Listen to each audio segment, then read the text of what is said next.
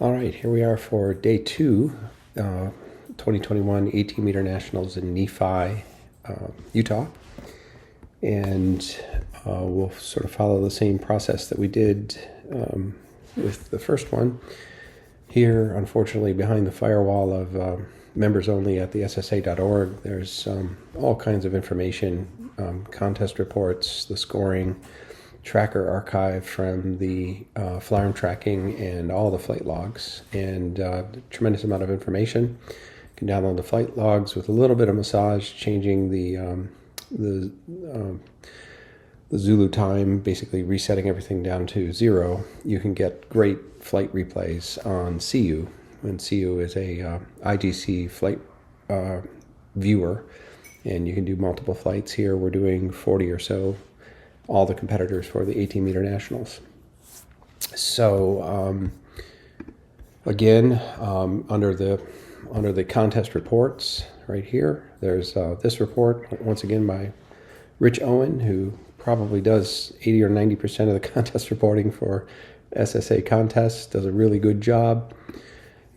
Quick overview of the social life, and then really good, concise reviews of the flying. And if we read through here, the weather was poor again. There was rain showers. I can show you that in sort of the gross replay of all the flights, and you can sort of see where the showers were and how difficult it was to get the mileage in on this 3-hour area task. He talks through the task here, talks about the storm started to pop up before the task even opened, and there was some stress on the CD and the competitors as to whether we were going to be able to get this in. There was rain and hail in the area, and in these storms, they were strong storms, lots of outflow, all sorts of thunderstorm issues, as most glider pilots are very familiar with. The outflow from the thunderstorms, the shadow from the anvil, and the buildup can do great damage to otherwise strong soaring conditions. And that was the case here in several of the days in Nephi for this nationals. So I'll show you the task here. He's described it with the turn points. I'll do it visually, and it's kind of a funny report. I'm trying to find the part. Yeah. So the big gaggle left at 14:20, 2:20 local time with 17 ships, and Alpha 8 John Seaborn inherited the mantle from Carl Streedick as the pilot that everyone wants to follow, and I'll show you that. That is very true. He was the 2020, or with COVID, I think we skipped a year, national champion in Hobbs, the last U.S. nationals, and really kicked ass, and pretty much regarded as the strongest pilot at this contest. Also the strongest pilot with a very formidable glider in the JS3 in these conditions where we're getting over 100-mile-an-hour days. Very, very difficult to stay in touch with John and Andy Blackburn and several of the other pilots who had JS3s. These are phenomenal pilots, very skilled, very fast, and that is a weapon of a glider in that kind of soaring condition, producing 100-mile-an-hour plus speeds. And I think one of the days was a world record, or pretty close to a world record, for the fastest soaring day recorded. And Clemens CPAC Chess in the Air YouTube channel has a good video that sort of describes that task from that perspective. I can't remember what one it is, but I'll certainly try and mention it. So yeah, big group went out with John. I was right there with John at the start, so certainly I was keeping an eye on John during this contest. All right, so rain and hail down at the first turn point, and you'll be able to see how much that limited people's ability to go deep into the first turn point. And Rich says if you went to the back of this turn, you did better overall, but he got held out by rain and hail. Didn't want to hurt his glider, which is sensible and smart. The leaders were able to string together some clouds to make it to the other side, higher than everyone else. And the gaggle thinned out over time, and the leg to White Peak The winner of the day, Romeo Fox, had two 10-knot thermals. I will look for those during the review, and that definitely is going to help his speed. And Rick and Drebo, who was, I believe, second for the day, or third, took a great line through the rain and made up some time there. And the final glide was really strong, so there's probably a lot of people who undercooked the last turn point and finished early. So speaking of that, let's kick over to the scores. You'll notice that this scoring is by current rank overall in the contest. So the current leader after this day was David Coggins, Rick and Drebo second, 7 Tango, myself, Sean Fidler was third, Andy Blackburn, Jim Lee, John Seaborn, Robin Clark, yesterday's, well, no, he wasn't yesterday's day's winner. He was actually the winner of today's task. Bob Fletcher had a good day, and on down the list. So first for the day, Robin Clark, second, Sean, myself, third, Rick, Ingerbro, sorry, Rick, and Dave Coggins fourth, fifth, Jim Lee. Jim Lee is an excellent pilot, very steady. Another excellent pilot, Bob Fletcher, sixth. Seventh was, I think, somebody who had a little bit of a bad day the day before, Noel Wade, so he's way down here. And then eighth was Gary Ittner. Gary, my teammate from Australia, formidable pilot, capable of winning any of these contests, and I think he's won the A-Team Internationals 5 or 6 times, plus a zillion others, so that's Gary. And ninth, Andy Blackburn, who ended up second or third for this contest. Very, very good pilot in JS3. And 10th was John Seaborn, who we'll have to look and see what happened to him today. I watched his flight just now before recording this video, and he obviously made a mistake or two to be a little bit off the pace, about 7K. But it'll be interesting to see what happened there to him. I don't have John's perspective, so I'm sure it would be better if we had him make a comment on it. The winner of the day was Robin Clark. You can see 1,000-point day. And second with 992, 8 points back. Both of us had 160 averages, 161.5 for Robin, just over 160 for myself. Third, 159 for Rick Ingerbro. Fourth, 158. So all the way on down to 10th in John Seaborn at 153. So everything was packed into 7K PH on a 3-hour task. So the scoring was really minimal. The difference between first and 10th was 51 points. What else? A lot of people with minimum times here. You could see the minimum time was 3 hours just by the time on course, and the minimum time start below 3 hours. So a lot of people undercooked this task. 1, 2, 3, 4, 5, 6, 7, 8, 9, 10, 11, 12, 13, 14. And that's probably exactly related to Rich Owen, the article author's description of how the final glide was really strong. And that's a really hard thing in an area task to do in competition days, where you're 70, 80 miles away from the finish line in a big turn area trying to decide when do I turn. And if the conditions are really strong, you can gain 10 or 15 minutes back. And if the conditions are slower than you expected, you could lose a half hour. So every decision during these tasks is really critical, and you can bleed a lot of points really, really quickly. So we'll have to look into that. All right, let's go over to SeeYou. So here I have 1 through 10th of the day. All their data will show up right here. Romeo Fox, Robin Clark, myself, all the way on down to John Seaborn in 10th place. You can see the task here. So here's Salt Lake City, here's Nephi, here's Provo in the ski areas, Ely out here, and we go down to, I think the first turn is Crispy. Let me double check on that. I just studied this, but now I've forgotten. So if I go here to scores and go down here, we can see so Crispy is the first the first turn, and you could see, this is the first turn area, and you can see how extreme the first turn area was covered by this area of rain. There was also rain in the high country over here, and you could see how limited everyone was in this first turn. Nobody was able to use, trying to move the mouse over here, excuse me. Okay. Yeah, I could go down a little bit.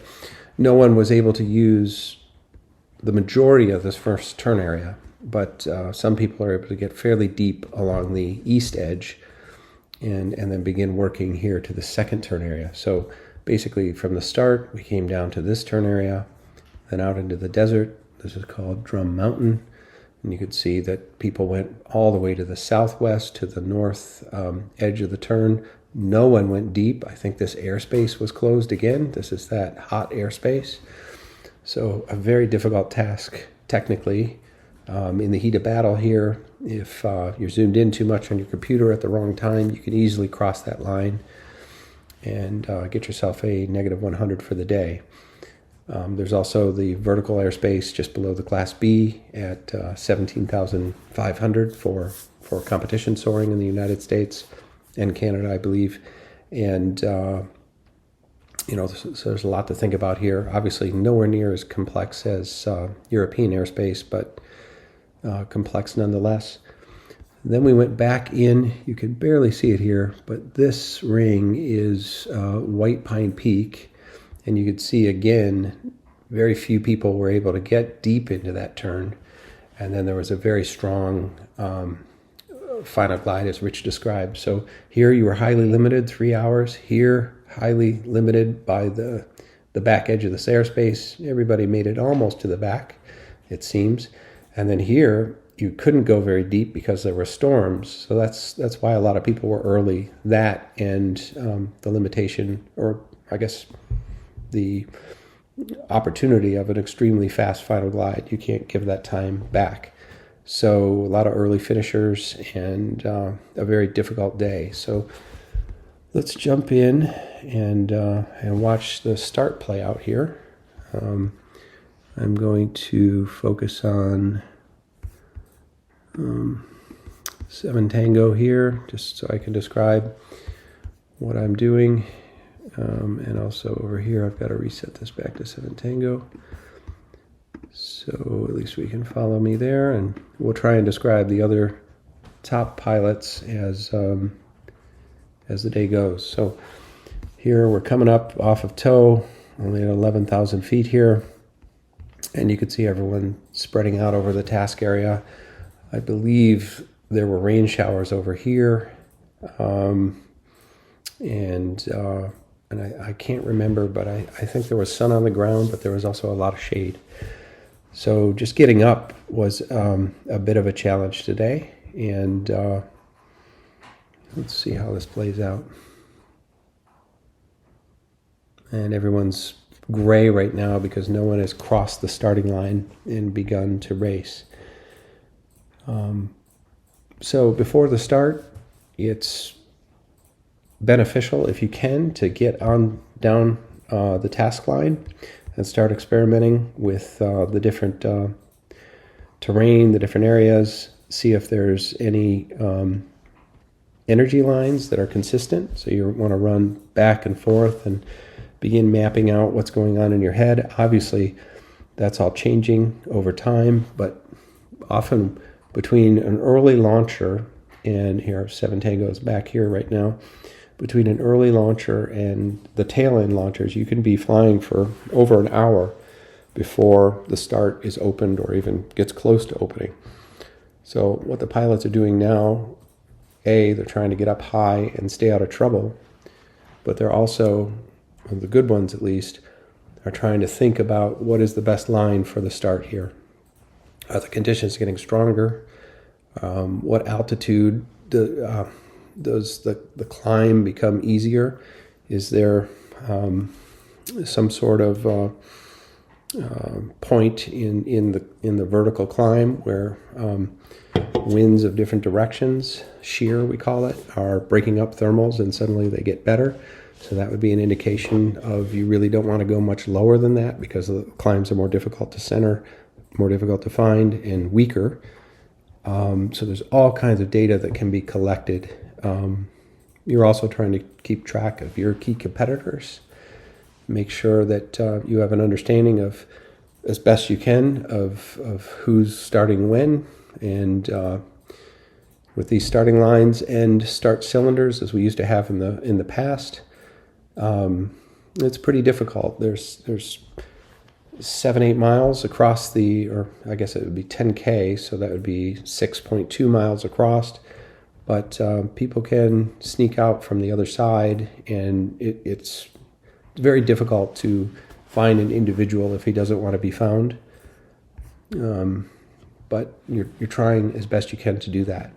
Here you can see I'm really working well to the south down the first leg and trying to figure out if can I find any trends, any patterns, any data that I can use to be faster on the first leg.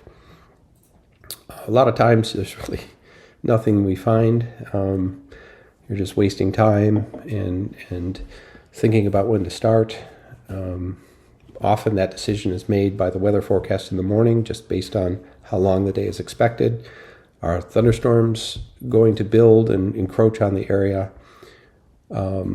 But short term, you might be able to find some information that helps you climb. People on the first leg tend to want to go really far, really fast. They want to push low. And as a group, unless the leader slows down and stops, no one wants to stop. So often the gaggle gets too low on the first leg. So you could spend a lot of time sort of understanding what that shear level is. And if you could stop and take a climb before that, you could often get ahead and find some gain to make. There's 100 other elements to think about, but that's a major one. You can see one Charlie doing the same. He's working way down to the south. And I'm thinking about something here. I can't tell you exactly what I'm thinking, but I must be, I'm at 13,000 feet. It looks like I keep going back and forth over kind of the same area. And I must be doing exactly what I said, sort of trying to find where the shear is. And you can look at the wind, you can look at the wind shifting as you climb, and really determine where you think the vertical layers are in terms of wind direction, in terms of buoyancy shear, as we call it in the soaring forecasting world. So no one started yet. You can see here in the 2D that nobody's trace has turned to color. That's where the SeeYou scoring program will show you that their flight is being scored. Everybody's still gray. According to Rich's report, I think we all started at about 2:20. So I'm guessing we're going to start here in about 8 minutes. And there's a big gaggle that follows Alpha 8. There's 8-9er, who was second for the day, I believe, or third for the day. Rick Ingerbro. And I know this is kind of boring here. Let me aim it back to the group. You can see the starting line right there on the 3D view. There's Romeo Fox, who wins the day. And I'll zoom in just a little bit here so you can see the 2D view. So there, it's the first starters of the day. Clemens CPAC and 5-1 Papa are off on task. And you can see the gaggle sort of spool it up here. Everybody's keeping an eye on each other. There's so many gliders here we can't even see them because there's so many gray lines in their way. But there we go. So let me pause there. And this is John Seaborn's frustration, I'm sure. Let's see. Let's look at all the offenders. 7 Tango, Romeo Fox, right on him, right on a 6. Papa 7, starting a little bit low. Looks like I started a little higher here than the other guys. And who do we have there? It looks like 9 Bravo is in there. 9 Bravo has multiple traces, so he's a little hard to read. But I don't see 17 gliders here, but I do see 7 or 8, maybe 9. And this is typical for sailplane racing. The fast guys tend to go out in a big clump, and what they're doing is minimizing risk. You don't want to start ahead of them because you're giving away time. They can start 4 or 5 minutes behind you, pretty easily catch you down the first leg because you have to stop and find lift, and they eventually can come right into the bottom of your climb and center more easily and gain that 5 minutes, and then you're in a 5-minute deficit. Alternatively, if you start late behind a good gaggle, they can be very fast and efficient, and you may lose them. So there isn't really a lot in this. It's not an absolute that if you start early or late, you're going to lose or gain. But it's a good idea to start kind of in the middle of the group with a lot of people. Now here, I'm starting 4th. So looks like John was 3rd for the day. There's only 2 starters out ahead of him. Yep, 5 on Papa and Victor Whiskey. And then everybody starts flowing out right behind us. And the other problem with this is I probably didn't want to start 4th for the day. But I also know that if I wait around, and John Seaborn the same, if he waits around, we might wait around for an hour for everybody to start because they'll just sit there and wait for you. So this is why I like Sailplane Grand Prix. This open starting time just creates this.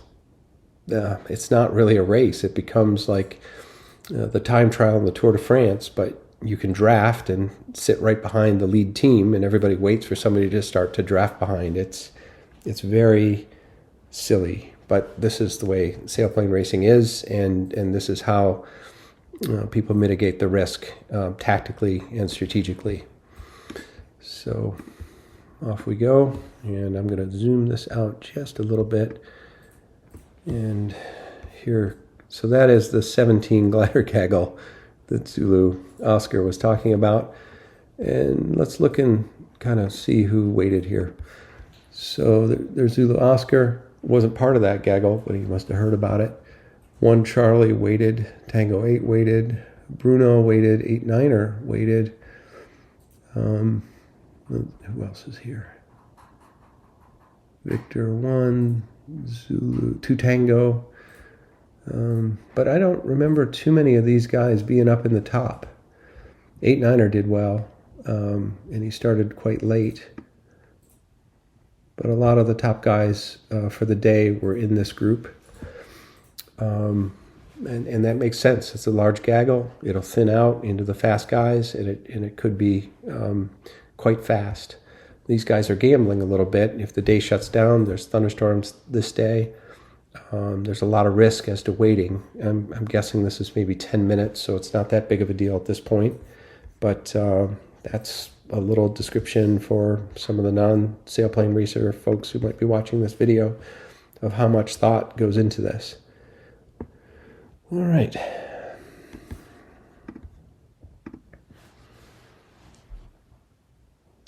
And so watching how this group sorts itself out here over the probably 60, 70 mile first leg is quite interesting. There's no value really to this group to getting out ahead. Obviously it's great to get out ahead, but the way it works in sailplane racing and thermal racing is the person who's 1 or 2 miles ahead stops and goes into a big climb, just gives that information to the people behind and makes it easy for them to gain. So there's no real need to go forward on the gaggle. What you really want to do is get above the gaggle and stay with it so that you have those markers around you. You can, if someone pulls off into a huge climb, you see it, you're not missing it, and you're not getting isolated out in front of a fast group like this. That's the worst thing you could possibly do, because if you miss a climb and one of those 7 or 8 guys behind you finds a climb, they all jump into it, they go over the top, and you're isolated behind. So there's a lot of strategy. Even in a U.S. contest with U.S. rules, these dynamics don't really change because they're so powerful. And it's another reason that Sailplane Grand Prix has these tactics, but even in this area task in the United States, it's the same kind of thinking.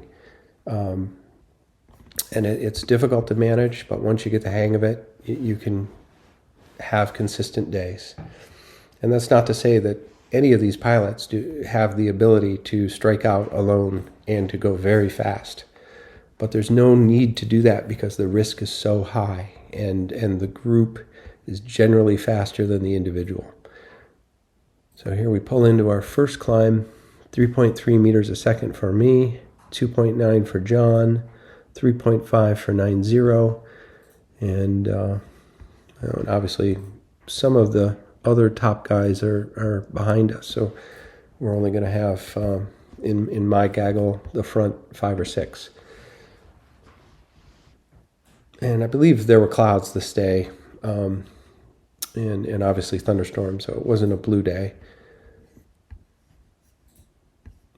And I'm going to zoom out just a little bit on 3D. 9 Bravo has struck out ahead. And this first group with one climb is quite a bit higher and quite a ways ahead of this next group. So I'm going to zoom out here just a little bit. And you can see this group is pretty well organized. There's a little bit of organization here, but these guys are basically individuals strung out.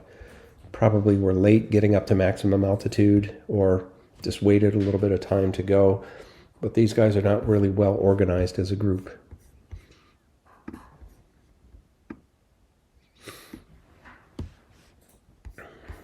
Zoom out just a little bit more so you can see the first turn area here.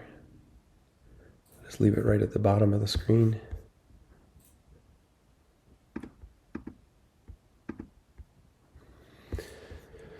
All right, so I have taken a position a little bit above and behind the group. A very low risk way of flying, but not ideal. I'd rather be here above and even with these guys.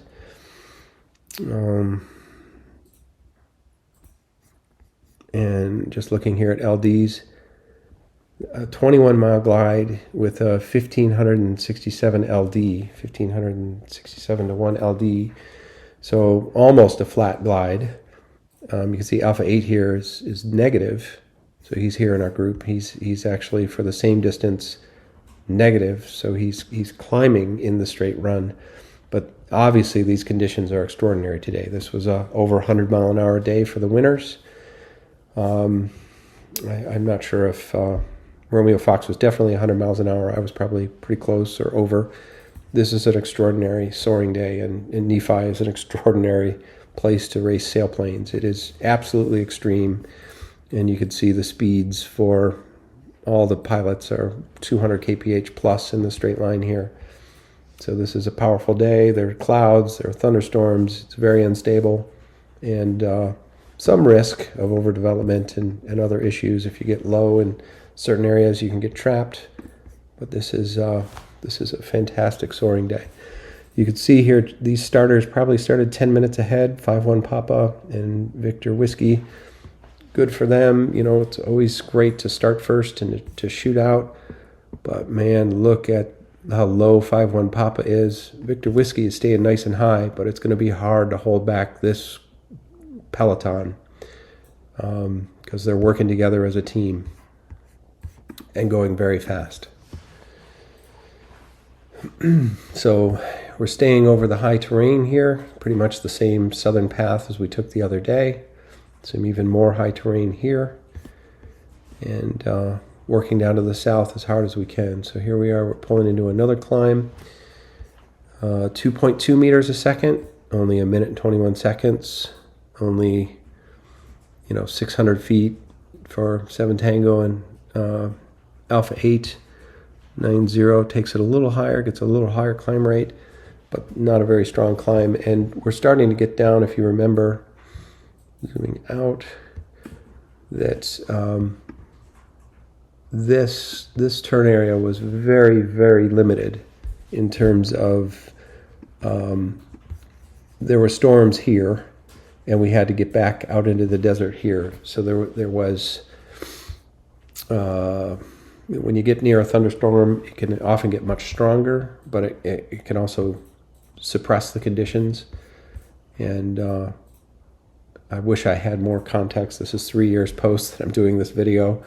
I didn't take very good notes in this particular contest. But there was definitely a highly limited first turn point here, and everybody stays very far to the east. One note here, you can see I've kind of worked into my favorite position. Caught up to 9 Bravo a little bit, but I'm at 13,540, 200 feet above Alpha 8, and then where's 9 Bravo? Where is he? Was he top 10 today? Yeah, I think I'm about 500 feet above 9 Bravo, so just a good tactical position. Let's see, that's 9 or 8. Hotel 7 is right there behind Alpha Bravo, and 981. I don't know if that's Pete, just with a different flight recorder. But anyway, this group is going to narrow pretty quick. And here's 1 and 2 for the day right here, second and first. And Alpha 8, who's one of the top pilots in the contest, Hotel 7. So this is and 9 Bravo. So this is a powerful group.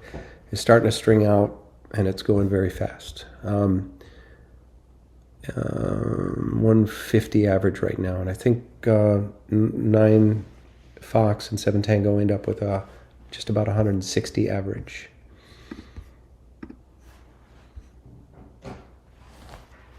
So we're still quite a ways from the first turn here, crispy, and you could see we're all moving right over the high terrain right here. Just one other thing I wanted to describe is the scale isn't correct here. These gliders are not this big. They're about 100 times bigger than they should be. And I do this review. It takes 30 minutes or so, and this is a 3-hour task. So the proportions here are very odd. It makes everything look shorter than it is. This is a really long leg. We're going down here, probably 150 miles just in this first leg to that point. This thin blue line is my trace. Whoever I highlight, 7 Tango is highlighted in the list down here.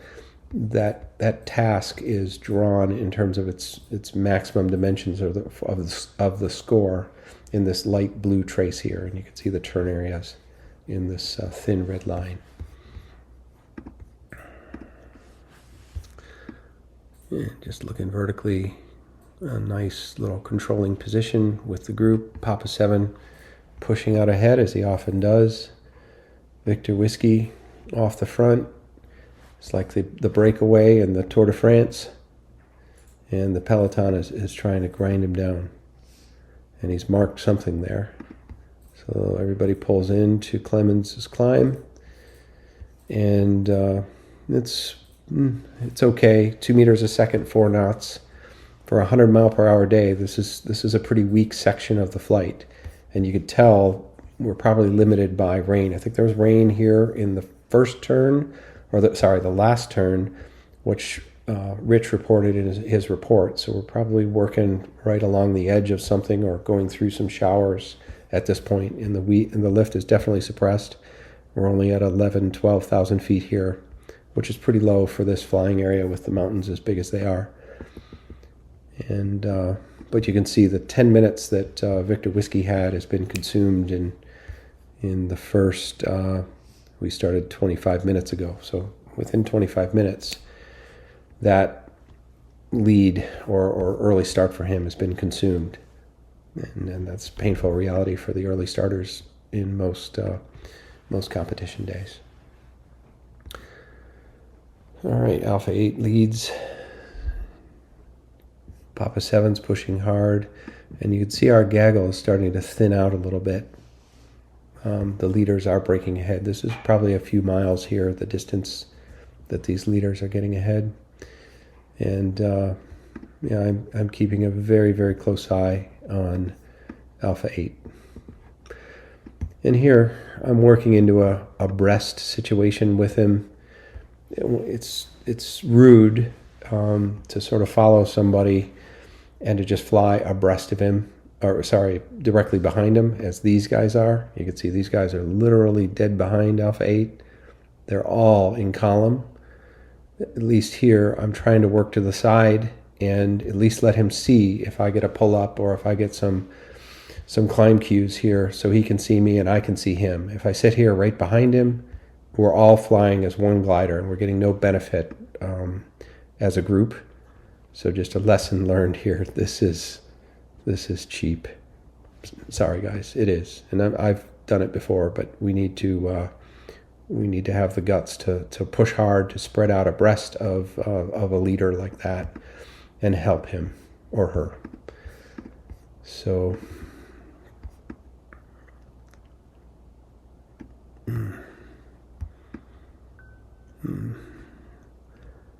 I've gotten a little higher. Victor Whiskey's going fast behind us here. And Alpha 8 squirting out. Another problem with Alpha 8, I don't know the mix of the gliders here. That's a 29, that's a 29, I'm a 29. I'm not sure of these others. 9 Bravo is a JS3, and this is a Venice 3, Hotel 7. But Alpha 8 and the JS3s in the run, they're always going 10 knots faster. It's really, really hard for a 29 to stay abeam of a pilot like John pushing a JS3 at 12 pounds of wing loading at 120 knots here, whatever that is with the ground speed. So we have a crosswind here, so that's probably pretty close to the flying speed. But Hotel 7 is a Ventus 3. He's probably having the same problem. Doesn't quite get as heavy. I could tell you that every contest day at this contest, I was at 11.3 the whole day, and I don't think I opened the dump valves once. But maybe on the last day, actually. I can't wait to get to that. But yeah. All right, so continuing to work to the south. And I'm getting in a nice high controlling position here. Clemens is VW. Is that Clemens? Let me go back here and look. VW. No, that's I'm sorry, Clemens. And I'm sorry, Andrew. Andrew Ansley is flying very fast, and that's a 29. Clemens is V1. Okay. Apologize for that to both of you. So, staying over the high terrain, the wind's out of the west here at 13K. It's probably stronger than that on the ground. We're near storms, and we're staying over the high ground on the windward side of the high ground. And if you could imagine, this terrain is rising from a valley here to peaks that are maybe 3,000 feet above those valleys. So you're trying to be where the air is corroning up and over the hill, and this is where you're getting these really high LDs. And why we're able to fly so incredibly fast here is there's a lot of rising air above the high terrain, just above it or on the windward side of it. And the more you can line that up, the better. So these north and south runs in Uvalde, all the way on down to Parowan and Las Vegas for that matter, on high terrain, it's just scorching fast soaring. It's very hard when you go out into the desert where we aren't getting these hills anymore and everything is uniform. There's less triggers and less convergences and updrafts to line up and fly fast around. Okay. Speeds are increasing here a little bit as we have these really high glide ratios. Romeo Fox at 350, me at 295, and Alpha 8 at 102, and 9 Bravo, Andy Blackburn, 835, another JS3. And these JS3s are particularly good in this condition where they're high speed with a lot of energy. They just don't slow down. They're going 10 knots faster all the time. Same glide ratio or better because they're able to pull in the lift with more energy, more stored energy in terms of the airspeed, and they just go and go and go. And it's depressing to be in a 29. What I'm doing though is getting higher and at least keeping these guys in sight.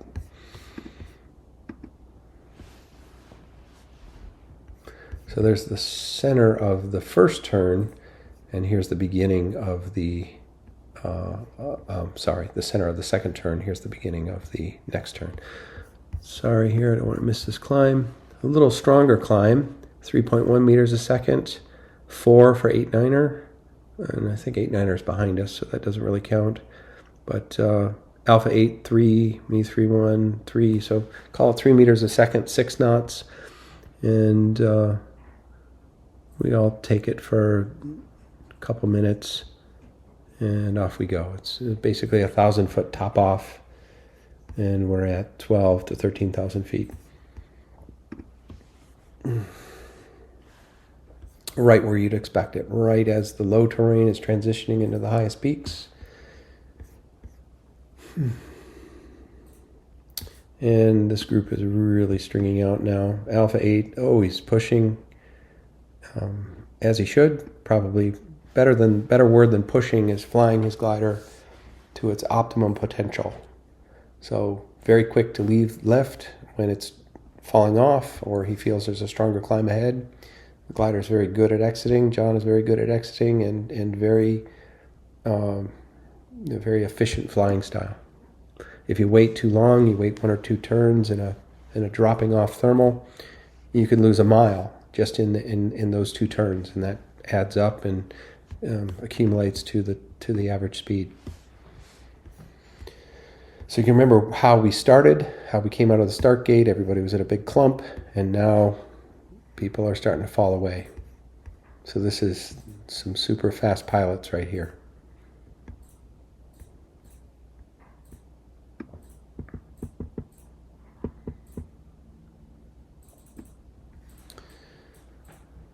Alpha 8 made 1 turn, wasn't satisfied, kept going. He's still ahead, so yeah, he's probably a couple miles ahead right here, a couple miles more behind. So this is 3 miles maybe we're looking at here, just to give you a sense of perspective.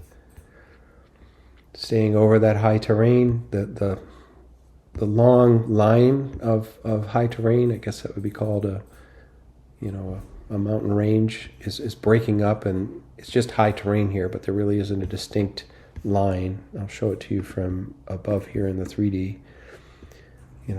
That long ridge that we were running down is kind of breaking up, and there's a little gap, and then a high mountain here. I should know the name of that mountain, but I don't.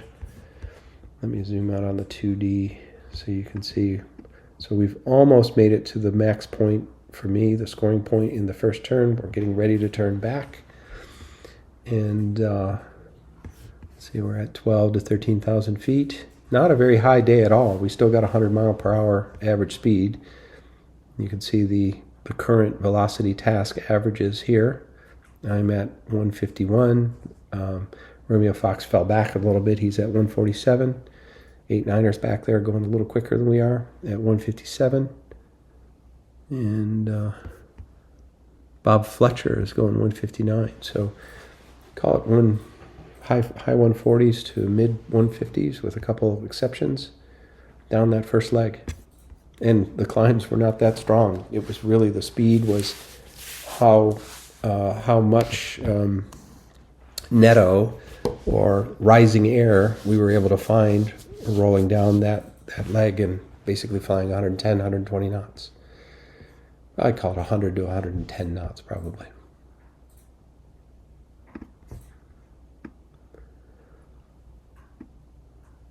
All right, I pull into something here. There's 3.2 meters per second, a 1 minute climb. Looks like a turn maybe. But here's kind of a good thing to show. So I've left everybody behind. I'm keeping Alpha 8 in my sights, but I'm at 13.9 and Alpha 8 is at 13.2. So I've got a 700-foot advantage.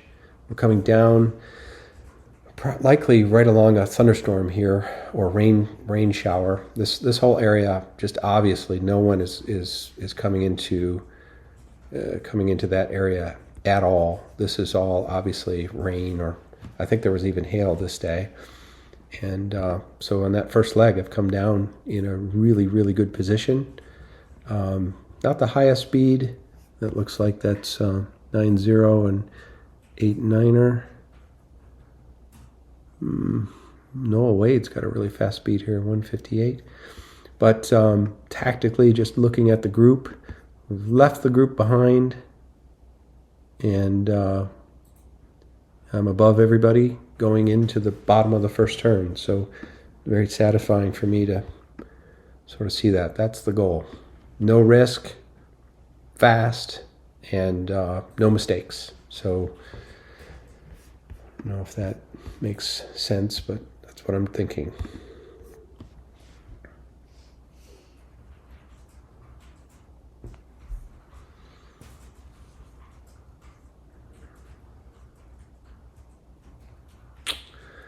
And there we go. I think we were basically getting boxed out there. We went right to the maximum extent. A couple guys were a little farther west, but everybody seems to turn right here. And there really isn't a lot of value to going through rain showers to get another 2 or 3K. I wish I had video or pictures of this, but I can tell you we're probably right along a storm that's drifting slowly to the east, and got as far into this turn as we could, but stayed dry and lived to fight another day. We're doing almost 100 miles an hour, so I don't know how that plays out in the task. I think 650 was the maximum, but we're cutting out here probably 60K of potential distance turning this early. So now we're forced to go much deeper into the second and third turns in order to have enough flying area to use up our allotted 3-hour minimum time for the task. That's how an area task works. So I guess that's the note here. All right, let's keep on going. All right, so here's eventually, it seems like it's always at the end of the at the first turn, John and I have different ideas. So we're exactly set mentally on the first leg.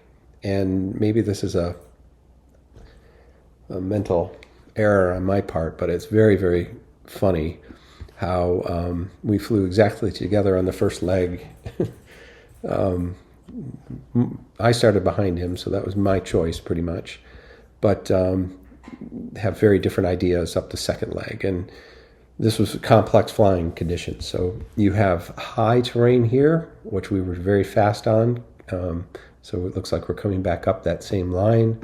But obviously, if you look, let me zoom out here on the 2D, the direction to the next turn area is 40 degrees left. But if you think about it, you don't want to go out into the desert right away, because the northwest wind blowing up these hills is a source of large areas of rising air, which gliders can go very fast on. So we're off course quite a bit, but we're able to stay high and spend less time out here over the uniform desert, in which finding lift is probably going to be much harder to predict, much harder to find. So that's what's going on right now. And John is already diverted a little bit. Maybe he got suckered over to somebody's thermal or something, but I'm at 13.7. Yeah, so I'm still 500 feet above him, but we're on our own course already. And that's probably, I don't know, 3 miles apart. You're basically out of touch now. So I'm letting him go. So good or bad. Hotel 7 still hanging in there right with Alpha 8. So yeah, he's right behind him pretty much. And we're working up the next leg. Sorry, sometimes when I use this Apple mouse, it just zooms out way too far. All right, so Alpha 8 pulls into a climb, 3 meters a second, takes it for 1,000 feet. I was 500 feet above. Hotel 7 sticks with me. But I'm pretty far above Hotel 7. I find 2 meters, not very good. Only take it for 600 feet and move on. And this gaggle is reforming, and I'm out ahead. I'm going to zoom down here. You can see me leading this group up the high ground. And so now, for whatever it's worth, I've killed that gaggle, and I'm off ahead quite a bit there, probably 3 or 4 miles. Same altitude, or a little above, and quite a bit ahead. So that's good. Yeah, so he's at 166.5K. I'm at 171. So I'm 5 kilometers ahead and above of John and in that group. I don't know why Romeo Fox isn't scoring a distance here. It's probably something with his file. It doesn't matter. You can sort of see at this point I'm leading the first group, the gaggle, the 17 glider gaggle. I've gotten away. But Rick and Drabeau and some of the other guys were very fast behind us, so they probably missed a cycle a little bit, and they found 1 or 2 better strong climbs and just had a little bit more speed. But now we are headed out into the desert. You can see there's no more climbs, no more hills, and I'll recycle here so we can zoom down. I think this is a hot airspace here, so we could only use this much of this next turn area right here. And so this is also quite limited. So that 660 maximum for the turn area task is quite limited here. It's probably only 620 because this distance isn't available to us to fly. And another climb here. I just want to sort of keep tracking. Another 2.5 meters a second. I'm at 13.5, just quick, probably 3 or 4 turns, minute and 16 seconds. That's probably only 3 turns, but just little quick climbs and the energy pull up and then the reacceleration. I'm really not taking high climbs. I'm just staying topped off and in control. The last thing I want to do leading out ahead of this big group is go way out ahead, get low, and then have them find a big climb behind and go over the top. So I'm actually being quite conservative in the lead of that group from my perspective.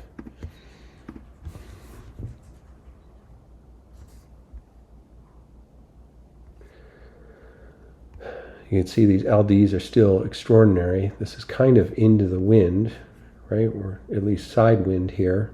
And we're getting 266, 268, 131, 159. These are huge LDs. So here's another climb. Oh, that was shit. That's a wasted turn, and you can see basically 1 or 2 wasted turns, and everything, all the bravado that I had of getting out ahead of the group is gone that quickly. And here we go. So wow. Alpha 8 sees something different. There's a 90-degree deviation.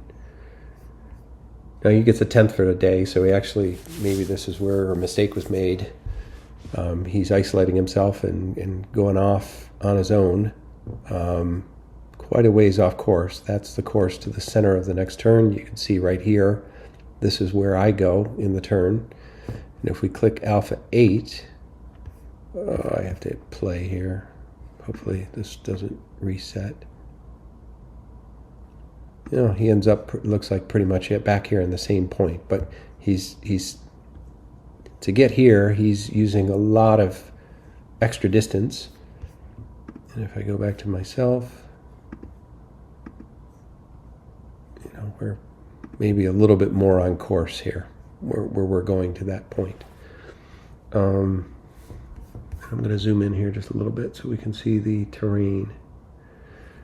So this is a valley. Anywhere you see the farm fields, that's flat land, but this is basically all desert. There's no mountains over here, maybe over in this area, and then all of this is basically flat.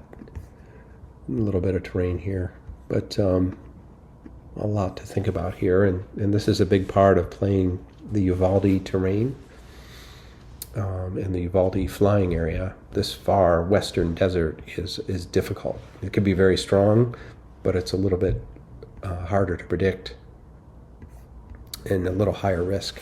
And a lot of people get stuck out here, and you do not want to land out here. All right, so what do we got? Let me go back one thermal. I'm just going to do it one step by step so that I don't lose. Okay, so that was a good one. 3 meters a second. John is in a 0.5, so he made a turn in half a meter. You can see we're in a group.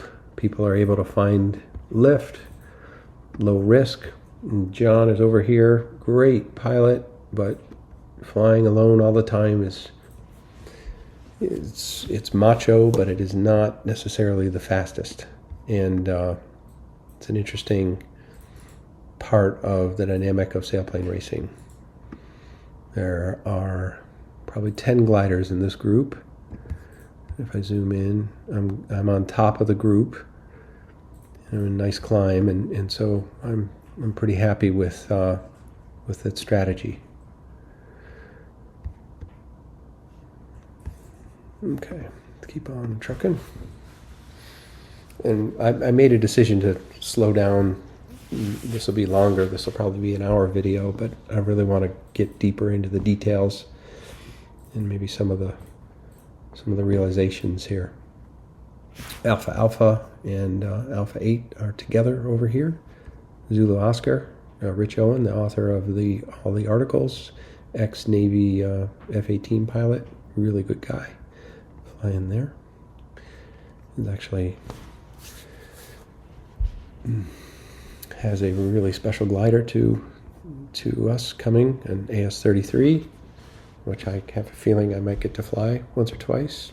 Thank you very much, Rich. All right. So here we are, trucking along. And just to check in, because I'm very interested in Alpha 8 in his performance here. 9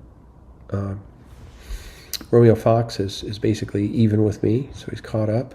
Alpha 8's over here at 10.6, and we're over here at 12.6. So that deviation has cost him 2,000 feet at this point. And looking forward, we have Zulu Oscar, Hotel Whiskey, 9-0, Romeo Fox, and everybody's pretty much in sight of each other. So this is what we call a fast group, and there's less risk here in this group. John probably saw something that he felt really good about over here, but so far it hasn't worked out. Because 2,000 feet, that's in today's task, that's 4 minutes, because we're climbing, I'd say, at an average of about 5 knots, I'd say. Same thing he did to me the other day when I went too far south into that second turn. And you can see here the extent that I went into this first second turn. Here's 7 Tango right here. Here's Alpha 8. And I'm going to just drag this down a little bit. This is the point that we go to. And something to think about here, this is all flat, but there is some terrain here.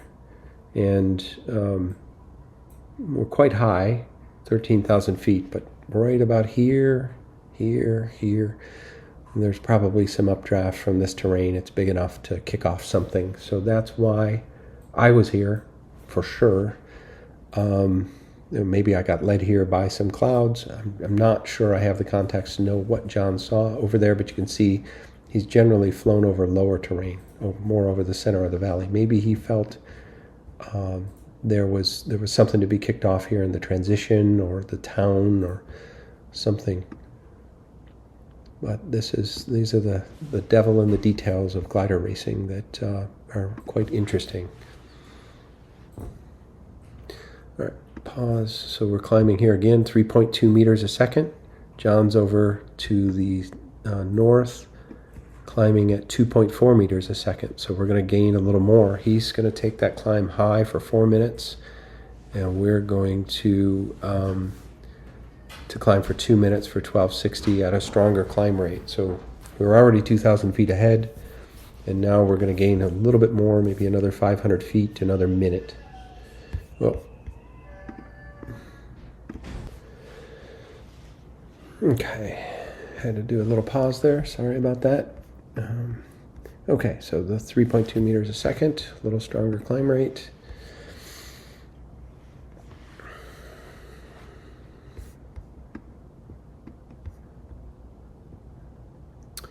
Yeah, this is a good group here.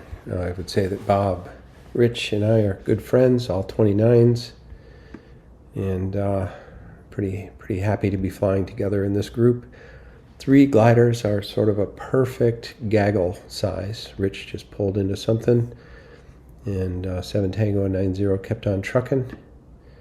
But three gliders is a really desirable number. So, whoops, stupid Apple computer over zooms. Let me pull back. I guess what I want to talk about right now is, let me pause. I've definitely worked hard to stay up over this high terrain. So we came in here from the southeast, connected with this high terrain as best we could. 90 went up this ridge, and for whatever reason, I beelined it to this high terrain. But you could see the thinking. And Alpha 8 and Fox Hotel and Alpha Alpha have basically been over this low terrain. So I like what we're doing. 8-9er here, who had a very good day, came up that same terrain though. So let's see, 8-9ers at a climb here at 2.4 meters a second. So I think the climb rates are a little higher going up here. We've seen 3.2 meters a second. And these climb rates out here are suppressed a little bit because there's less aid in the vertical component.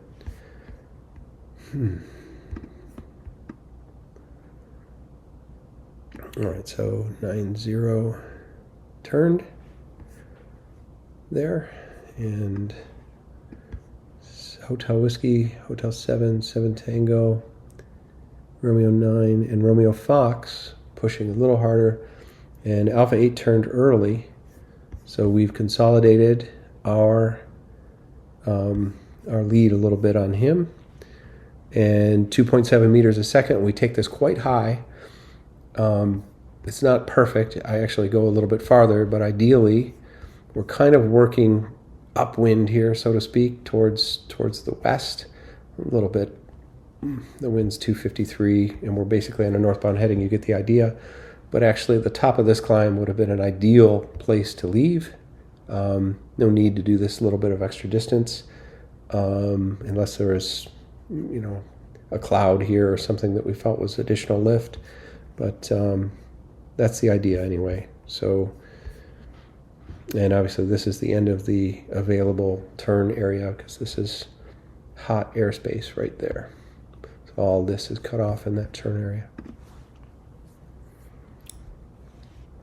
And 2.7 meters a second. 8-9's getting 2.9 out here, right there. So all the climbs are basically maxing out at about 3 meters a second. And everybody's turning pretty much there at the same point. So Alpha 8 is isolated back out on the front again, and I don't mean to pick on John. Very, very strong pilot, but flying in this isolated way is difficult. It sort of stacks the deck against you. And you can see, depending on where everybody turns, by going to this point, pretty much anybody who turns early now is kind of aid to us. And this is the way that area tasks can be played. It's in a perfect world, you want to have as much information as you can. And the best indicator of thermals is another glider. So you see a glider pull up and turn and move vertically across the vertical horizon, you know it's a strong climb, and you can use that information. If you're out here alone, you're on your own. You have to find your climb, center your lift, do all that. And even though JS3 is is probably the fastest glider here, arguably for these conditions. He's also, not doing himself any favors in terms of sort of isolating himself a lot. So it's interesting. Keep going here. Zoom in just a little bit. So here's 7 Tango right here. 8-9er still coming up. He started probably 20 minutes later than us. Alpha 8, or Alpha DG I think was 3rd or 4th for the day. Let me pause. Just sort of refresh my memory. DG was 4th for the day and leading the contest after this flight.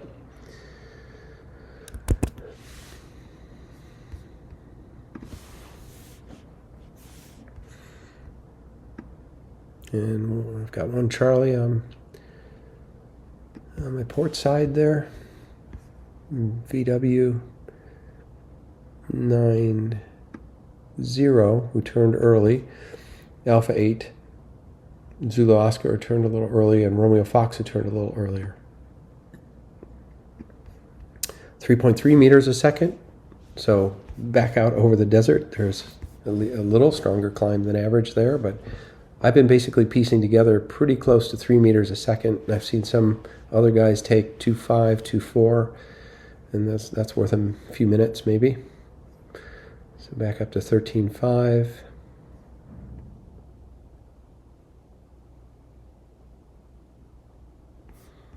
And I'll pull back here a little bit and zoom out just a little bit. Only a 50 LD, so again, those 250s are rare. Everybody's pretty much doing a normal glide for a 18-meter glider full of water at 120 knots. You can see here, carrier speed 211 with a little tailwind, so probably flying about 100, maybe 95 over the desert. Convert a little slower, flatter glide, just reducing the risk a little bit.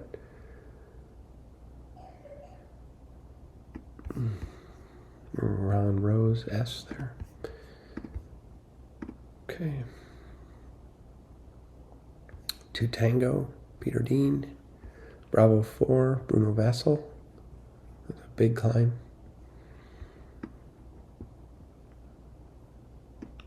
That's a long flat glide there. No one is taking many climbs.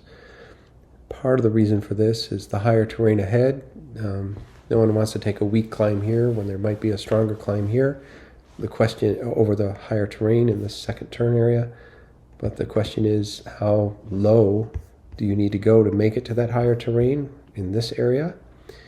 And, are you going beneath a shear level or, into an area where it's a little harder to find a climb? Everybody's getting a little lower now. 11,000. 8-9 behind, still at 13.7. That's pretty high. But a little lower than most of us would like, I think.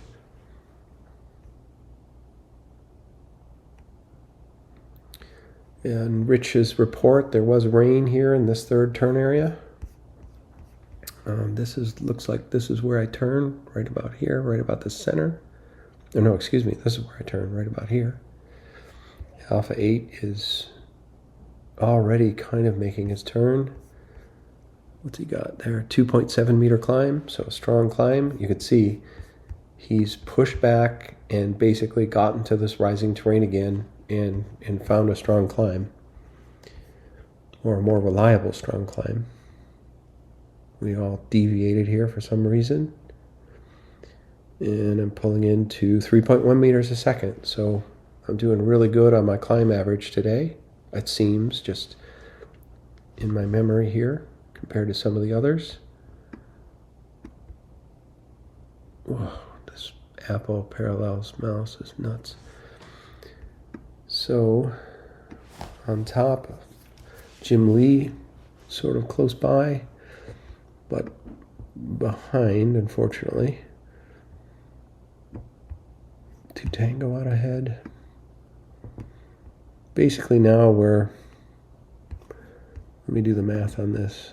We are 2.5 hours into a 3-hour task. I think we started at 20:20, so 33 minutes to the finish time. And if you remember, Rich Owen said this last run, as it was coming south, was really, really strong. But as pilots, you're not really certain about that. Maybe the clouds look good.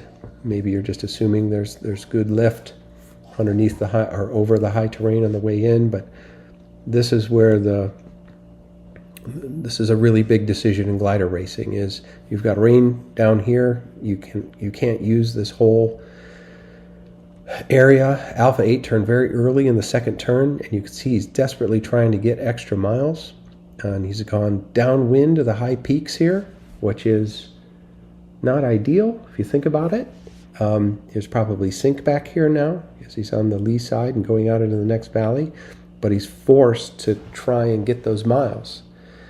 And that's not ideal. You can see Papa 7 and 90 turning right here, just to windward of the high terrain. You can see the wind direction right here, 10 knots or something. I think it's actually a little stronger than that. Bravo 4 turned very early, I'll bet, and now he's forced to soak up down into this valley. There is high terrain here on the other end of this valley, but this is probably a little bit of a negative here to have to work to the other side of that valley. And altitude for Alpha 8 still pretty high, 12,000, but he's definitely getting affected here. And although his LD seems normal, but something to think about.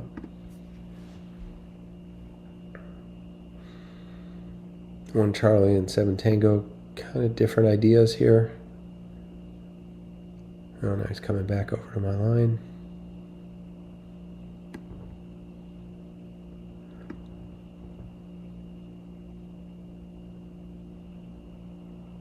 Nine Bravo, Andy Blackburn, moving well.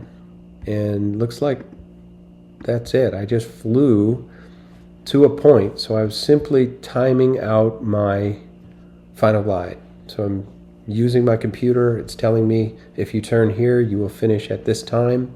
And then you're estimating, can I go a little faster than that?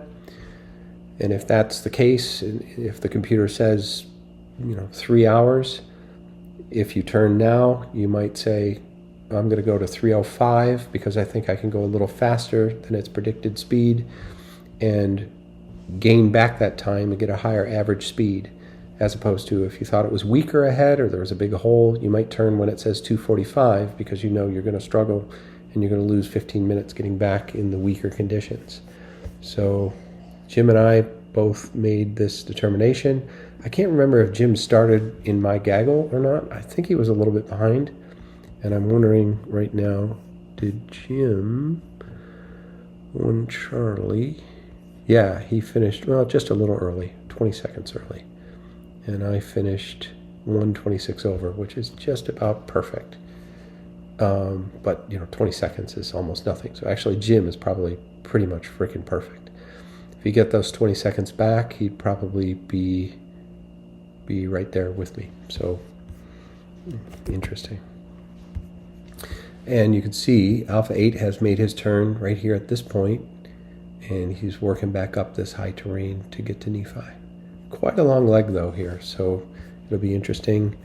Alpha 8 is all the way down to 10,000, and I'm at 13.5 without having to transition down the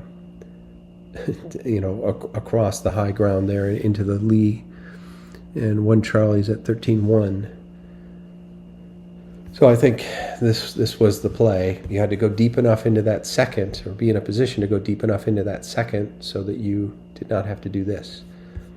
Maybe that was the play of the day, because I'm sure John's speed was highly competitive, and that's probably that 4,000 feet right there for that just little bit extra distance. It's going to be a little slower ride home for him from that position. All right, so you can see us there on the edge of the rising terrain, kind of moving down into right onto the peaks here. And then this is the look for the ride home. And basically you'd think you'd fly kind of over to this peak or maybe transition across and run down that. But honestly, I can't remember what we do here. We'll have to watch and find out. Alpha 8 is climbing right there at 1.5 meters per second for 315. So he's having trouble finding climbs to the lee of the high ground, which makes sense. Zulu Oscar, a little farther. This might be a little bit better path. A little farther away from just being to the lee of those high peaks. This might be the best run for him.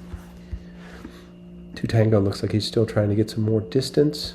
Jim and I have already turned, and we're pretty happy here. I'm just looking back to see. It looks like everybody pretty much has the same idea. A lot of people turning right here. And this is a difficult thing for 2 Tango, depending on how far he goes. Can't go much farther or he'll start getting into the down. Although, looks like we're trying to do the same thing. Okay, so... well,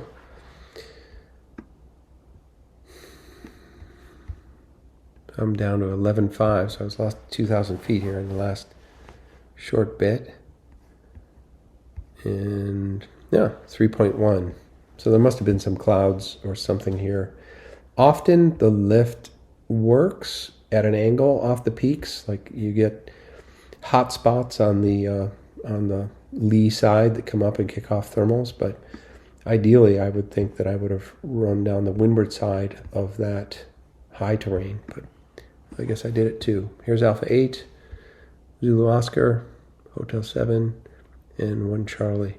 1 Charlie is down to 10. So I've gained a little bit on him somehow. 2,000 feet above. Now, what did I just see? Bravo 4 is struggling. That's difficult. He's to lure to the high terrain, going out into the valley, and he's very, very low. That might be trouble. And so if we go down here, yep, he's going to end up in a land out. Yeah, that's the danger of the high terrain. I think John Seaborn was never low enough that was that big of a threat. But when you get low to lure to that high terrain, it's a fair amount of wind, 18K, call it 10 to 15 miles per hour. There's going to be a lot of sink down there. So that's looked like one of the few land outs of the day.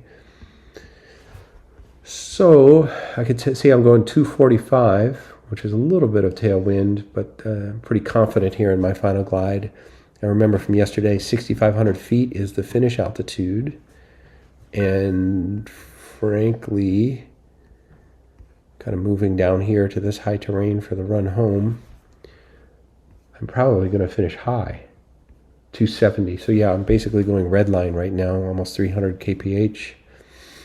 And still have a 37 LD. And it looks like an 88K final glide, so 50 miles or so. And now I'm just going directly on course and ripping at red line, 275. Push, push, push. Romeo Fox is already finishing. He started right with me. So there's the win. Not sure how he did on distance, but actually, was he early? I bet you he was. Romeo Fox.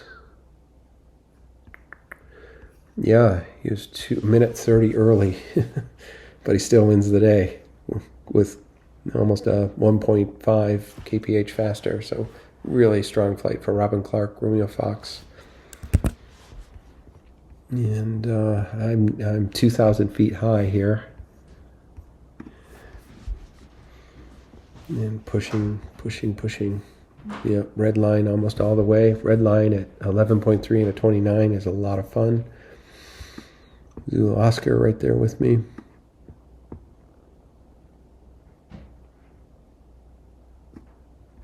And here comes everybody in.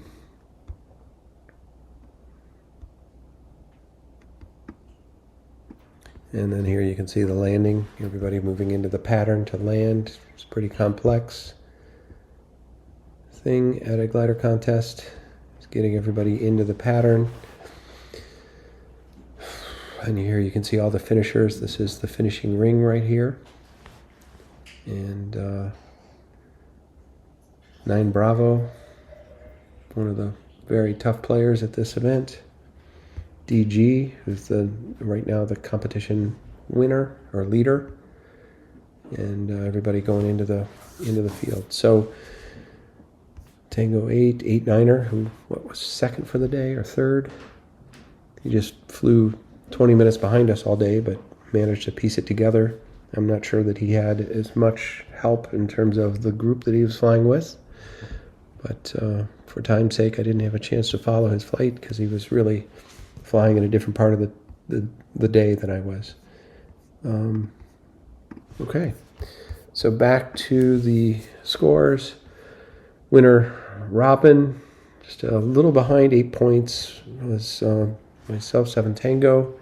Third for Rick Ingerbro, as you just saw him finishing. Fourth, Dave Coggins, who's in the lead overall at this point. Fifth, Jim Lee, who you saw flying with me quite a bit. Sixth, Bob Fletcher, who had a great flight. I was with him for the first half there, and I think he finished ahead of me a little bit and just a little early. Seventh, we didn't see much of Noel. I think he started and finished way behind, but that's an excellent day. And eighth, Gary Ittner, who we saw a lot early in the task, Papa 7. Ninth, Andy Blackburn, who I think flew behind us about 20 minutes, started about 20 minutes behind. And then John Seaborn, 10th and 6th overall at this point. So anyway, that's the review for the second competition day on July 1st, 2021 at the 18-meter Nationals, and I hope that it provides some value to some of you, and I certainly enjoyed reviewing it. It's a lot of fun to look back at these competitions. There's so many brilliant people doing these flights and dealing with the unlimited number of variables and choosing start times and choosing routes and choosing climbs and choosing tactics. It really is an incredible sport. So hopefully this gives some of you who aren't glider pilots a little insight, and hopefully it gives some of the glider pilots a little something to think about as well. Thank you for watching, and we'll get day 3 up here as soon as we can. Thanks.